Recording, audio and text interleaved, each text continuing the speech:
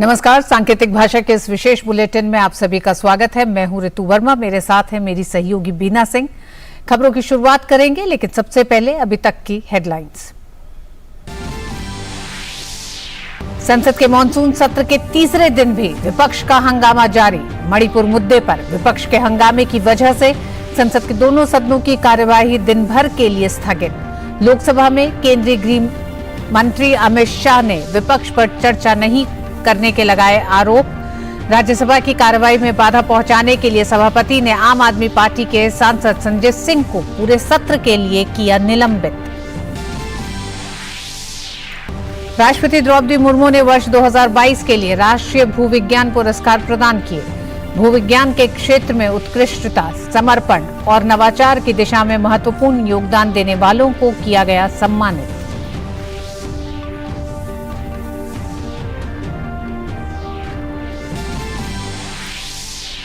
राजस्थान में लाल डायरी के सामने आने से बढ़ी कांग्रेस की मुश्किलें। पार्टी ने अशोक गहलोत मंत्रिमंडल से बर्खास्त किए गए राजेंद्र गुड़ा को आज पार्टी से भी किया निष्कासित। लाल डायरी लहराते विधानसभा अध्यक्ष के पास पहुंचे गुड़ा, समझाने पर नहीं माने तो मार्शल धक्के देकर ले गए बाहर। राजेंद्र गुड़ा का दावा, सीएम गहलोत के खिलाफ ईडी जांच को लेकर लाल डायरी में मौजूद हैं पुख्ता सबूत। राजेंद्र गुड़ा मामले पर भाजपा ने कांग्रेस पर किया हमला। केंद्रीय मंत्री गजेंद्र सिंह शेखावत ने विधानसभा में गुड़ा से धक्का मुक्की को राजस्थान और लोकतांत्रिक परंपरा के लिए काला अध्याय बताया। प्रदेश की गहलोत सरकार पर भ्रष्टाचार को लेकर किया हमला। कहा, लाल डायरी में अगर कुछ नहीं तो क्यों घबराई है राजस्थान सरकार।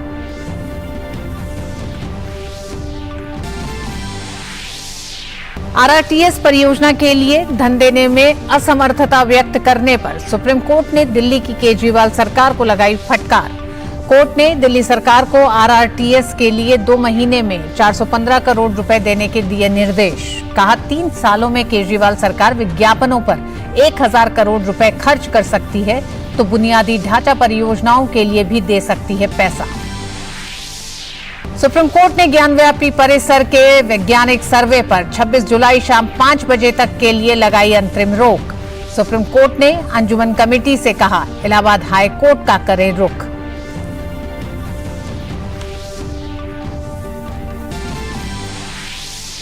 अगले 2 से 4 दिन कोंकण, गोवा, मध्य महाराष्ट्र, मराठवाड़ा और गुजरात के तटीय क्षेत्रों में भारी से बहुत भारी बारिश की चेतावनी। उत्तराखंड, हिमाचल प्रदेश सहित कई राज्यों में भारी बारिश का ऑरेंज अलर्ट जारी। दिल्ली में खतरे के निशान से ऊपर बह रही है यमुना। और वेस्टइंडीज में 6ठी टेस्ट सीरीज जीत पर नजरें गड़ाए भारत ने पोर्ट ऑफ स्पेन टेस्ट में वेस्टइंडीज पर कसा शिकंजा। कैरिबियाई टीम ने चौथे दिन 365 रन का पीछा करते हुए दूसरी पारी में 76 रन पर गंवाए 2 विकेट। मणिपुर के मुद्दे को लेकर सोमवार को भी संसद के मॉनसून सत्र में जोरदार हंगामा हुआ। इस मामले पर गृहमंत्री अमित शाह ने भी बयान दिया। अमित शाह ने लोकसभा में कहा कि हम चर्चा को तैयार हैं, पता नहीं विपक्ष क्यों नहीं चाहता। हंगामे के बीच लोकसभा की कार्यवाही मंगलवार सुबह 11 बजे तक के लिए स्थगित कर दी गई। अमित शाह के इस बयान के बाद हंगामा कर रहे विपक्षी सांसदों को लोकसभा अध्यक्ष ओम बिरला ने भी समझाने की कोशिश की, लेकिन विपक्षी सांसदों पर इसका कोई असर नहीं पड़ा। अंत में लोकसभा अध्यक्ष ने लोकसभा की कार्यवाही पूरे दिन के लिए स्थगित कर दी। माननीय अध्यक्ष जी, मेरा विपक्ष के सभी सम्मानीय सदस्यों से मेरा आग्रह है कि एक बहुत संवेदनशील मुद्दे पर काफी सदस्यों ने, सत्ताधारी दल के और विपक्ष के दोनों ओर के सदस्य ने चर्चा की मांग की है। मैं सदन में चर्चा के लिए तैयार हूं। मुझे मालूम नहीं है कि विपक्ष को चर्चा करने देना नहीं चाहता। मेरा विपक्ष के नेता को आग्रह है कि चर्चा होने दे और इस महत्वपूर्ण मसले पर पूरे देश के सामने सच्चाई जाए, बहुत महत्वपूर्ण है। माननीय सदस्यगण, माननीय गृह मंत्री जी ने स्पष्ट कर दिया है कि सरकार चर्चा करने को तैयार है। जो इस विभाग का मंत्री हैं वही चर्चा में भाग लेते हैं। नई परंपरा की मांग करना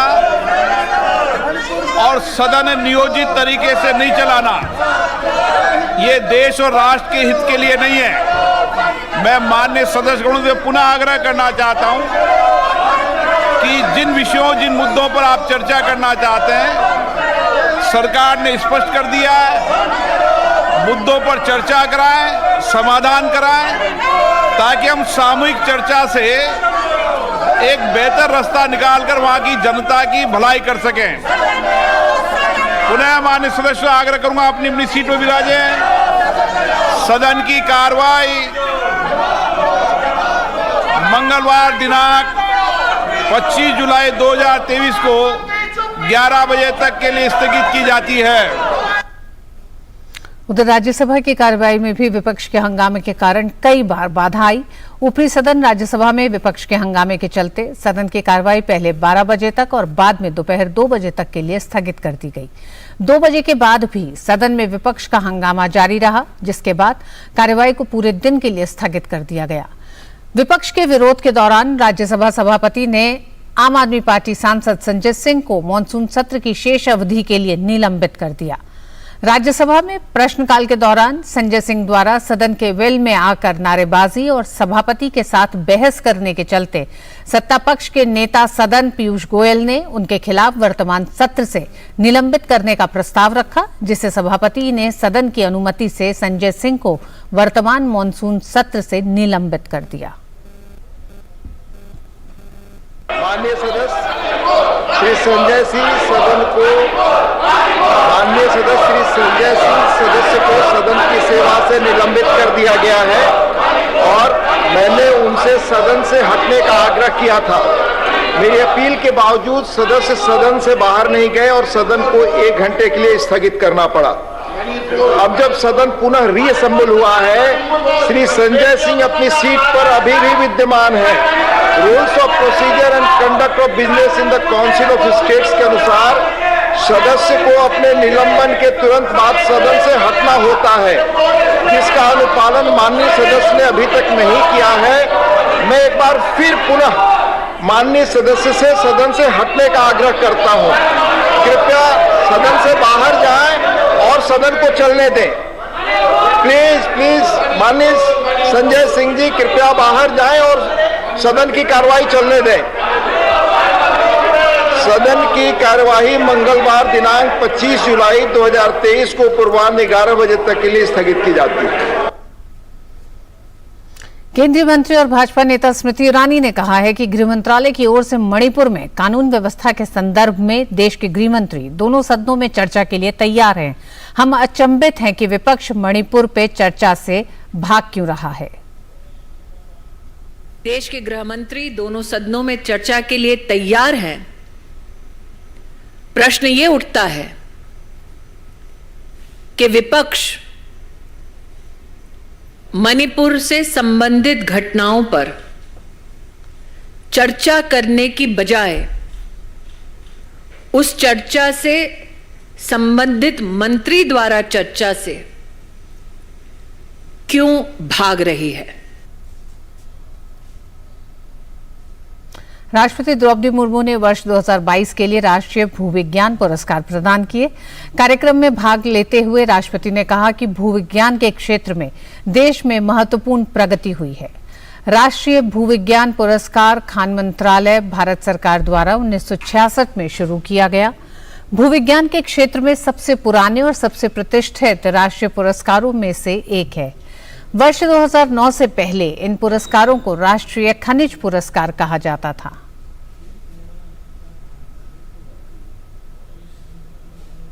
पिछले कुछ वर्षों के दौरान सरकार द्वारा माइनिंग सेक्टर में अनेक प्रगतिशील बदलाव लाया गया है। इन बदलाव से माइनिंग सेक्टर की क्षमता और उत्पादकता में प्रगति हो रही है। हमारी जियो साइंटिस्ट खनिज पदार्थों के सक्षम उपयोग में योगदान देकर भारत की अर्थव्यवस्था को शक्ति प्रदान कर रही है। केंद्रीय कोयला और खान मंत्री प्रहलाद जोशी ने राष्ट्रीय भूविज्ञान पुरस्कार को संबोधित किया। उन्होंने कहा कि पिछले 9 सालों में खनन क्षेत्र में देश के अंदर उत्पादकता बढ़ी है। उन्होंने बताया कि सरकार कोयला खानों के लिए आवंटन नीति से इस क्षेत्र में पारदर्शिता लेकर आई है और राज्यों का राजस्व भी बढ़ा है। India's mining sector has become more productive in last 9 years. In line with our vision to boost the exploration activity in the country. In fact, a number of transformative initiatives have been taken to enhance the India's exploration trajectory. The mining sector has been opened for competition, capital and technology inflow. Encouraging the private sector participation, we are making the sector more competitive as per the global norms. By introducing an auction regime which is most transparent, we have not only brought it transparency but also increased the revenue generation for the states. Congress ने अशोक गहलोत मंत्रिमंडल से बर्खास्त किए गए राजेंद्र गुड़ा पर आज एक और बड़ी कार्रवाई करते हुए उन्हें पार्टी से निष्कासित कर दिया है। मंत्रिमंडल से बर्खास्तगी के बाद गुड़ा आज विधानसभा में लाल डायरी लेकर पहुंचे थे। उसके बाद सदन में हंगामा हो गया था। गुड़ा स्पीकर डॉक्टर सीपी जोशी से भिड़ गए थे। उसके बाद सदन में जमकर बवाल हुआ। गुड़ा की आक्रामकता और सदन में हुए हंगामे के बाद कांग्रेस ने बड़ा कदम उठाते हुए राजेंद्र गुड़ा को तत्काल प्रभाव से कांग्रेस से निष्कासित कर दिया। इससे पहले अशोक गहलोत कैबिनेट में मंत्री पद से हटाए जाने के बाद आज कांग्रेस नेता राजेंद्र सिंह गुड़ा को राजस्थान विधानसभा में प्रवेश नहीं करने दिया गया। पूर्व मंत्री राजेंद्र सिंह गुड़ा मीडिया से बातचीत के दौरान फूट फूट कर रोने लगे और आरोप लगाया कि लगभग 50 लोगों ने उन पर हमला किया, उन्हें मुक्का मारा और लाते मारी। सोमवार को शून्यकाल के दौरान सदन में तब अनियंत्रित स्थिति पैदा हो गई जब गुड़ा लाल डायरी लेकर स्पीकर सीपी जोशी की कुर्सी के पास पहुंचे और उनसे बहस करने लगे। जैसे ही गुड़ा ने लाल रंग की डायरी लहराई, स्पीकर ने उन्हें अपने कक्ष में आने के लिए कहा। कुछ देर बाद गुड़ा संसदीय कार्य मंत्री शांति धारीवाल के पास पहुंचे और उनसे भिड़ गए। सदन में बीजेपी विधायकों ने भी लाल डायरी के मुद्दे पर हंगामा किया और सदन में वेल में पहुंच गए। हंगामा बढ़ने के बाद स्पीकर ने सदन की कार्यवाही स्थगित कर दी। उल्लेखनीय है कि सदन शुरू होने से पहले गुड़ा ने संवाददाताओं से कहा था कि वो आज विधानसभा में लाल डायरी के बारे में खुलासा करेंगे। कांग्रेस के नेताओं के ऊपर फिल्में बन रही हैं। मेरे पास वो डायरी थी, वो डायरी मेरी छीन ली गई। मेरे साथ इन्होंने सारे के सारे 25-50 लोगों ने एक साथ मेरे ऊपर हमला कर दिया। मेरे गुस्से मारे, धक्का मारा, लात मार के मुझे नीचे पटक दिया और फिर मुझे मार्शलों ने नहीं, मुझे कांग्रेस के लोगों ने, कांग्रेस के मंत्रियों ने मुझे घसीट के बाहर निकाला। गहलोत साहब, वो डायरी का आधा पार्ट आपने आपके विधानसभा में गुंडागर्दी करके मेरे से छीन लिया और आधा पार्ट मेरे पास अभी और है। इस पार्ट के अंदर आपके सारे काले कारनामे जो लोगों ने आपने विधायकों को खरीदा, किस किस एमएलए को राज्यसभा में आपने निर्दलीयों को क्या क्या दिया, किस किस को प्रलोभन दिया, क्रिकेट के चुनाव में आपने क्या क्या काले कारनामे किए पैसे दे के, वो सारी चीजें अभी खुलासा मैं आगे भी करूंगा। पूरे मामले पर भारतीय जनता पार्टी ने राज्य की सत्तारूढ़ गहलोत सरकार और कांग्रेस पार्टी को आड़े हाथ लिया है। राजस्थान विधानसभा से पूर्व मंत्री राजेंद्र गुड़ा को बाहर निकाले जाने का मुद्दे पर गजेंद्र सिंह शेखावत ने कहा कि विधायक जो पहले मंत्री थे वो गहलोत सरकार की सच्चाई लगातार सामने ला रहे हैं और जब विधानसभा के पटल पर राजस्थान में महिलाओं पर हो रहे अत्याचारों की सच्चाई रखी तो उन्हें मंत्री पद से हटा दिया गया। राजस्थान विधानसभा में माननीय विधायक और सरकार के अभी 2-3 दिन पहले तक जो मंत्री थे, मंत्रिमंडल के सदस्य, वो निरंतर साहस के साथ में सत्य को लोगों के सामने मीडिया के माध्यम से रखने का काम कर रहे थे। और जब उन्होंने विधानसभा के पटल पर खड़े होकर के सरकार से अशोक गहलोत सरकार के इस कालखंड में महिलाओं की सुरक्षा नहीं हो पाई है, ये विषय साहस के साथ में विधानसभा के पटल पर रखा, तब उनको जो है मंत्री पद से बर्खास्त कर दिया गया। गजेंद्र सिंह शेखावत ने कहा कि राजेंद्र गुड़ा ने तो सिर्फ एक लाल डायरी की चर्चा की है। उन्होंने मुख्यमंत्री अशोक गहलोत से सवालिया अंदाज में पूछा कि वह लाल डायरी क्या है और उस लाल डायरी को लेकर सरकार में और मुखिया जी में इतनी घबराहट क्यों है। आज श्री राजेंद्र गुड़ा विधानसभा में एक लाल डायरी लेकर के पहुंचे थे। कल उन्होंने सोशल मीडिया के माध्यम से, मीडिया के मित्रों के माध्यम से उद्घाटित किया था कि मैं लाल डायरी लेकर के आऊंगा, और उस लाल डायरी के वहां पहुंचने पर सरकार की चूलें हिल जाएंगी, सरकार धराशायी हो जाएगी। मित्रों, उस लाल डायरी का रहस्य आज पूरा राजस्थान जानना चाहता है, और मैं आपके माध्यम से माननीय अशोक गहलोत साहब से पूछना चाहता हूं कि वो लाल डायरी क्या है, और उस लाल डायरी को लेकर के सरकार में और माननीय मुखिया जी में इतनी घबराहट क्यों है। राजस्थान में हाल के दिनों में महिलाओं और दलितों के खिलाफ हिंसा और अत्याचार के मामलों में बढ़ोतरी पर भी केंद्रीय मंत्री और राजस्थान के जोधपुर से सांसद गजेंद्र सिंह शेखावत ने राज्य की गहलोत सरकार को जमकर घेरा। दिल्ली में भाजपा मुख्यालय में प्रेस को संबोधित करते हुए उन्होंने कहा कि आज राजस्थान बेरोजगारी और पेपर लीक के मामलों में सबसे आगे तो है ही, साथ ही महिलाओं और दलितों के खिलाफ अत्याचार के मामलों में भी देश का अग्रणी राज्य बना हुआ है। मित्रों, आज राजस्थान में विधानसभा में जिस तरह का परिदृश्य देखा गया वो राजस्थान के लोकतांत्रिक इतिहास में एक काले अध्याय के बराबर था। जब राजस्थान में निरंतर महिलाओं के साथ जिस तरह से दरिंदगी, बलात्कार, अपमान और दुर्व्यवहार की घटनाएं बढ़ रही थी, मेरे शहर जोधपुर में जिस तरह से गैंगरेप की घटना हुई थी, उसके बाद जब आप लोगों से मुखातिब हुआ था, आप लोगों से बातचीत की थी, तब मैंने राजस्थान में पनप रहे भ्रष्टाचार के बारे में भी आपसे चर्चा की थी, और मैंने कहा था कि राजस्थान बेरोजगारी में, पेपर लीक में, महिलाओं के प्रति अपराध के दृष्टिकोण से, दलितों के प्रति अपराध के दृष्टिकोण से और भ्रष्टाचार के दृष्टिकोण से दुनिया के, देश के सबसे अग्रणी राज्यों की पंक्ति में आकर के खड़ा हो गया। वाराणसी की ज्ञानव्यापी मस्जिद में सर्वे को लेकर सुप्रीम कोर्ट ने वाराणसी जिला अदालत के आदेश पर 26 जुलाई शाम 5 बजे तक अंतरिम रोक लगा दी है।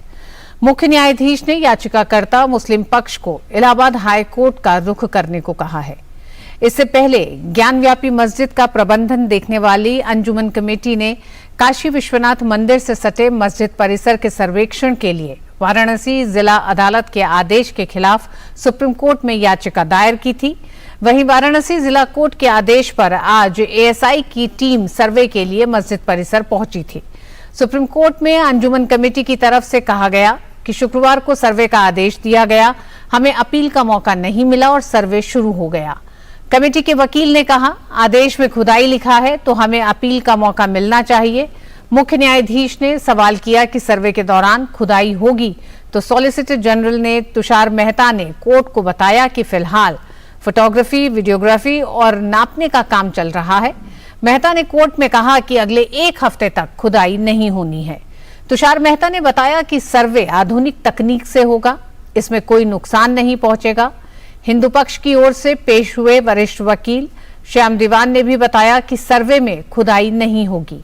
इसके बाद मुख्य न्यायाधीश ने कहा कि याचिकाकर्ता को हाईकोर्ट में अपील के लिए कुछ समय मिलना चाहिए। वाराणसी की ज्ञानव्यापी मस्जिद में सर्वे का मामला सुप्रीम कोर्ट ने 26 जुलाई शाम 5 बजे तक अंतरिम रोक लगाई है। कोर्ट ने अंजुमन कमेटी को हाईकोर्ट जाने को कहा है।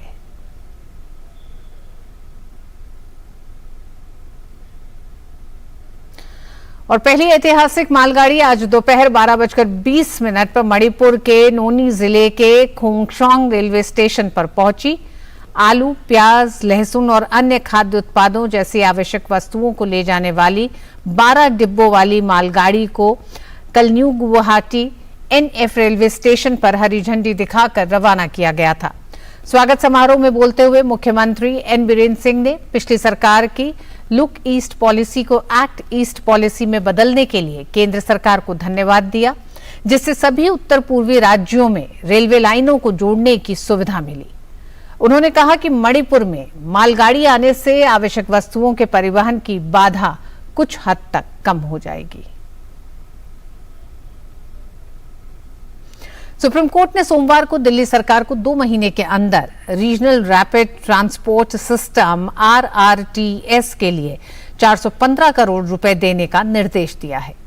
Justice SK. कौल और जस्टिस सुधांशु धूलिया की पीठ ने कहा कि आम आदमी पार्टी के नेतृत्व वाली सरकार पिछले 3 वर्षों में विज्ञापनों पर 1000 करोड़ रुपए खर्च कर सकती है, तो निश्चित तौर पर बुनियादी ढांचा परियोजनाओं को भी वित्त पोषित किया जा सकता है। गौरतलब है कि दिल्ली सरकार ने RRTS परियोजना के लिए धन देने में असमर्थता व्यक्त की थी, जिसके बाद शीर्ष अदालत ने उसे पिछले 3 वर्षों में विज्ञापनों पर खर्च किए गए धन को रिकॉर्ड पर रखने का निर्देश दिया था। दिल्ली में RRTS के निर्माण से दिल्ली का राजस्थान और हरियाणा से सड़क मार्ग से संपर्क आसान हो जाएगा। हालांकि इसके लिए दिल्ली सरकार ने फंड्स मुहैया नहीं कराए। पिछली सुनवाई में दिल्ली सरकार के वकील ने 2 जजों की बेंच को बताया कि धन की कमी है और वित्तीय मदद करने में असमर्थता व्यक्त की थी। इस पर जस्टिस एस.के. कौल और जस्टिस सुधांशु धूलिया की बेंच ने आम आदमी पार्टी सरकार को निर्देश दिया था कि वह 2 हफ्ते के अंदर फंड्स की गणना की जानकारी के साथ एफिडेविट मुहैया कराए। भाजपा सांसद मनोज तिवारी ने दिल्ली के मुख्यमंत्री अरविंद केजरीवाल पर हमला करते हुए कहा है कि सुप्रीम कोर्ट ने भी माना कि केजरीवाल चेहरा चमकाने के लिए 1100 करोड़ रुपए खर्च कर सकते हैं, लेकिन उनके पास बुनियादी ढांचे के लिए पैसे नहीं हैं। आज सुप्रीम कोर्ट में अरविंद केजरीवाल के चेहरे का नकाब उतरा जब माननीय सुप्रीम कोर्ट ने स्वयं कमेंट में कहा कि तुम स्वयं स्वीकार कर रहे हो कि 1100 करोड़ रुपया अरविंद केजरीवाल आपको अपना चेहरा, अपना थोबड़ा चमकाने के लिए है, लेकिन इंफ्रास्ट्रक्चर के लिए नहीं। तो अरविंद केजरीवाल आप देख लो, आप कोर्ट में भी नंगे हो रहे हो और दिल्ली की जनता के सामने भी। उधर सुप्रीम कोर्ट ने सत्येंद्र जैन को खराब सेहत के आधार पर मिली अंतरिम जमानत को 5 हफ्ते बढ़ाया। कोर्ट को बताया गया था कि सत्येंद्र जैन की 21 जुलाई स्पाइन सर्जरी हुई है और उन्हें ठीक होने में अभी वक्त चाहिए। ईडी ने सत्येंद्र जैन के एम्स जैसे संस्थान से मेडिकल जांच की मांग की। कोर्ट ने इसी मांग को फिलहाल पेंडिंग रखा है।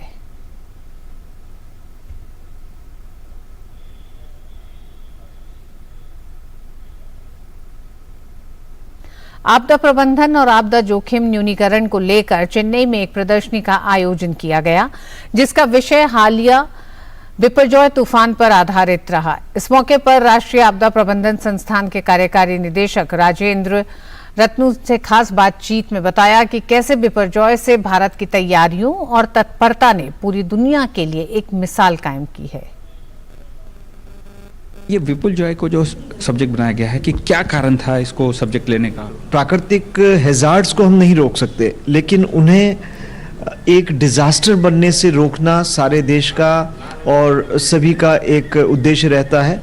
और आपने सुना होगा कि प्रधानमंत्री जी के 10 सूत्रीय कार्यक्रम के बारे में डिजास्टर में 2016 में उन्होंने ये एक विजन दिया था भारत को, जिसमें आप देखेंगे कि बहुत ही दूरदर्शी एक विजन, उन्होंने एक दूरगामी सोच हमें दी है, जिसके अंदर में ये कहा गया है कि कैसे हम लोकल कैपेसिटीज़ को बिल्ड कर सकते हैं, कैसे हम टेक्नोलॉजीज़ को इन्वॉल्व कर सकते हैं, कैसे हम फोरकास्टिंग कर सकते हैं और कैसे हम पुरानी चीज़ों से सीख सकते हैं, पुरानी आपदाओं से सीख सकते हैं।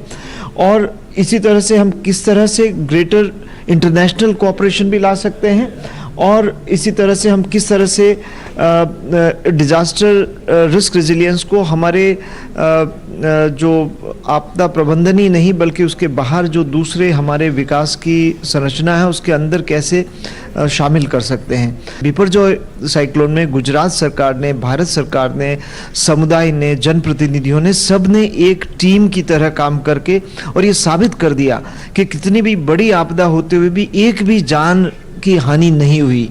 तो ये एक बहुत बड़ा दुनिया के सामने उदाहरण है, इसलिए हम इसको यहाँ पे G20 देशों के जो ये सम्मेलन हो रहा है उसमें हम रखना चाहते थे कि इससे बेहतर एक सक्सेस स्टोरी आपदा प्रबंधन की नहीं हो सकती। काशी में चल रहे 3 दिवसीय मंदिर महाकुंभ में एक खास बात देखने को मिली।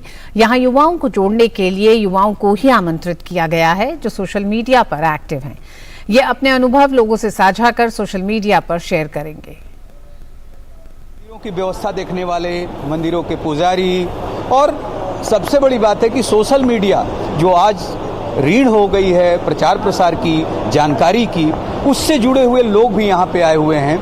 ऐसी ही एक हैं देविका जो वेस्ट बंगाल से हैं। देविका, क्या अनुभव है आपका और इसको किस तरह से आप लोग स्प्रेड करोगे? अभी सोशल मीडिया एक बहुत अहम रोल प्ले करता है ये सारी चीज़ों में। सबसे बड़ी बात है कि जो पहले हमारा एक आइडिया था ना कि मंदिर मतलब हमेशा से पिलग्रिमेज के लिए लोग जाते हैं अपने रिटायरमेंट के बाद या ऐसा कुछ, तो ये जो ध्यान धारणा है ये चेंज होते जा रहा है। मतलब मेरे चैनल में मैं क्या नाम है अपनी कल्चर और हिस्ट्री जो है, रिच हिस्ट्री के बारे में बताती हूँ।